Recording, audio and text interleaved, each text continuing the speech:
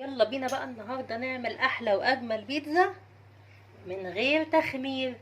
هتعجنيها على طول وهتحطيها في الفرن، مش هتحتاجي اي توقيت ولا اي حاجه. يلا بينا بقى دلوقتي نعملها وهوريكم وهي متقطعه شكلها عامل ازاي، هتعجبكم جدا جدا جدا.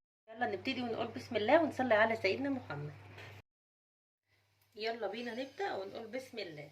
النهارده الطريقه سهله جدا جدا وبسيطه، مش هتحتاجي اي وجع قلب بصراحه. معانا النهارده كوبايه ونص دقيق.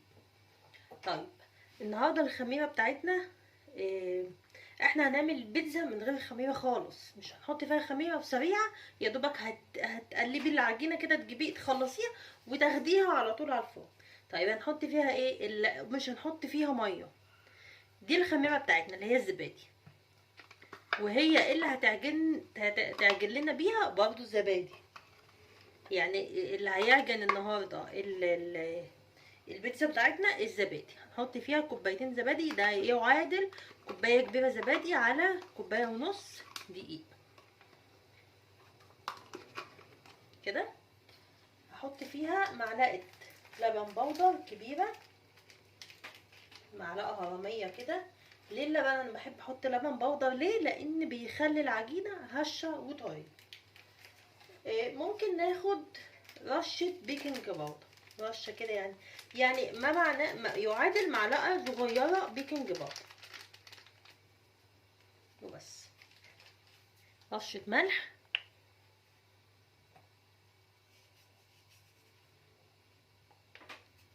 يلا بقى بينا نعجن العجينه بتاعتنا ونشوف هتطلع قوامها عامل ازاي. بسم الله الرحمن الرحيم.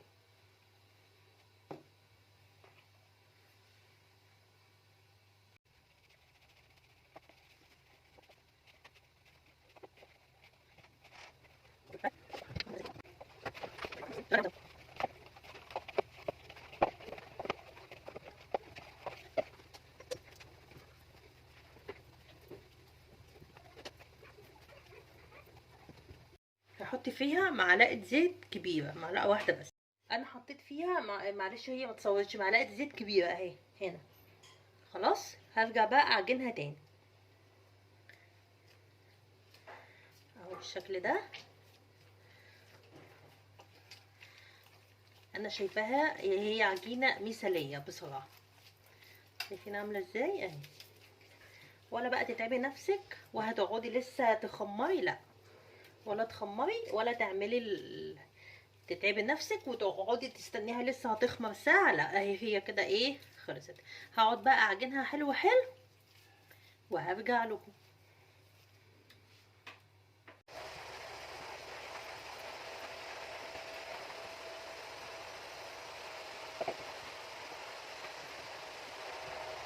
هتقولي لي في احلى من كده؟ هقول لكم لا، بصوا فظيعه، حلوه جدا جدا جدا اهي.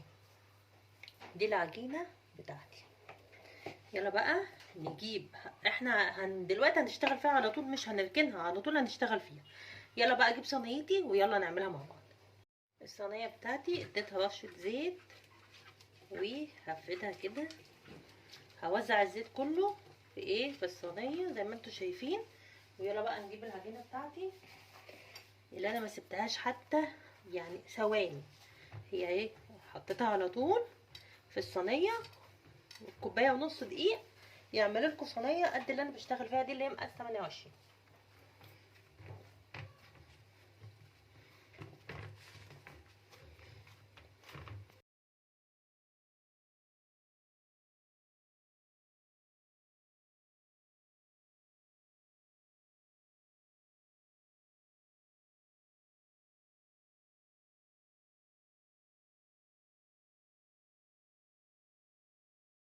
بصوا بقى انا هعمل ايه دلوقتي. انا جبت سوسيس وقطعته رفيع كده عشان انا عايزه احشي الجوانب كلها كده اهو.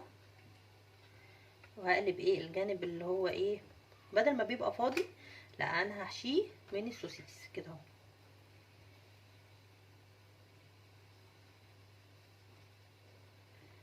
اهو هخلص بقى وانا ايه معاكم برضه. انا خلصت الحشوه بتاعت السوسيس ديت. هبتدي ايه، افتح كده ايه العجينه وحاجات بسيطه يعني اللي انا ايه بعمل فيها شكل بس كده.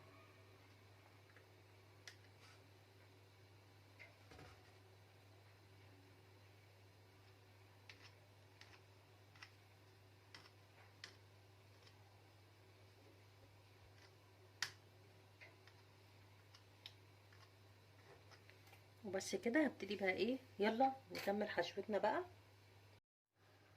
عندنا هنا بقى تعالوا نعمل الصلصه السريعه. معانا معلقتين صلصه كبار، هنحط عليهم كده بالظبط.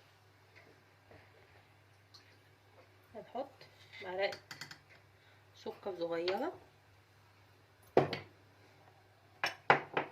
وكمان معلقه ملح صغيره قوي كده، وزعتر بقى،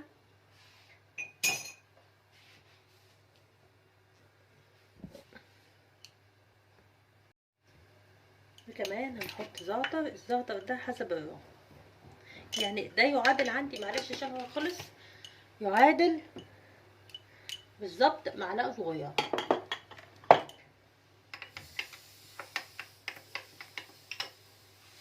هدين بقى الوش. يلا بقى نحط على الوش بتاعنا.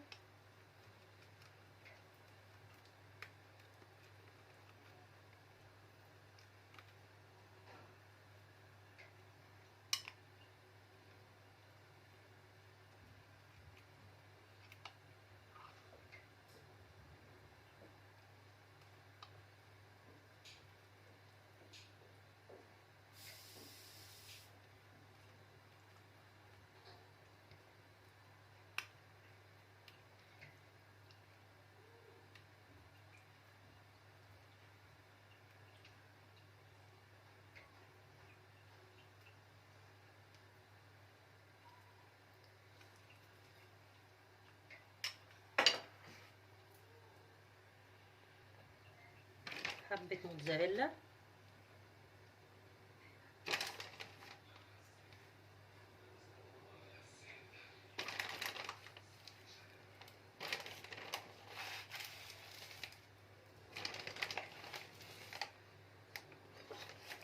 انا الحشوه النهارده بتاعتي دي كانت بواقي التلاجة. عندي حاطه بلوبيف، حبه زيتون، وهجيب دلوقتي كمان ايه سوسيس، حطهم على بعض كده واحطهم ايه في الحشوه بتاعتي. احط بقى اوزع كده الحاجات دي بانتظام.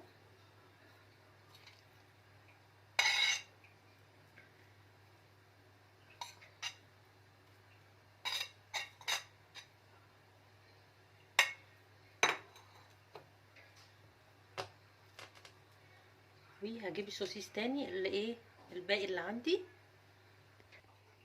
يلا هحط باقي السوسيس.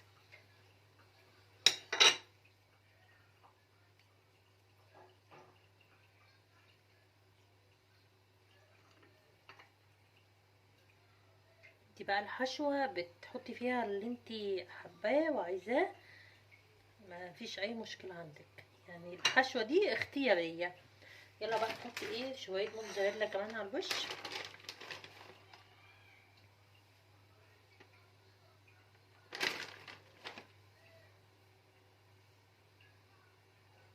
يلا بقى بعد ما احنا اهو عملنا كل حاجه بقى هتقول لنا للبيتزاية ان شاء الله دي ان شاء الله تطلع جميله.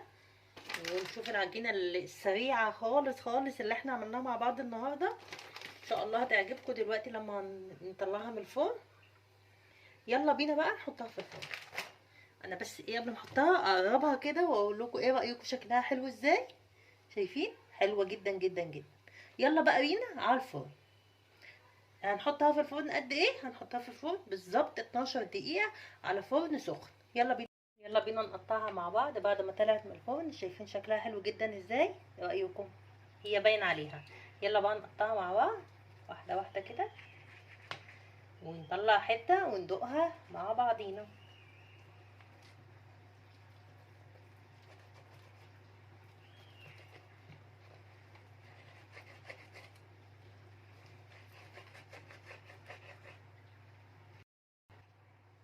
يلا بقى بعد ما قطعناها اهي، شايفين حلوه جدا ازاي؟ شايفين العجينه؟ بصوا بص مطة الجبنة كمان، بصوا عاملة ازاي. ايه رأيكم؟ تحفة جدا جدا جدا. لازم يا جماعة تجربوها، لازم تجربوها. انا هدوق لكم العجينة دلوقتي.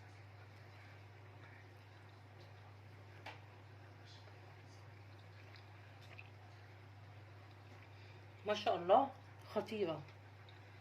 لازم تجربوها يا جماعة، تحفة جدا جدا جدا.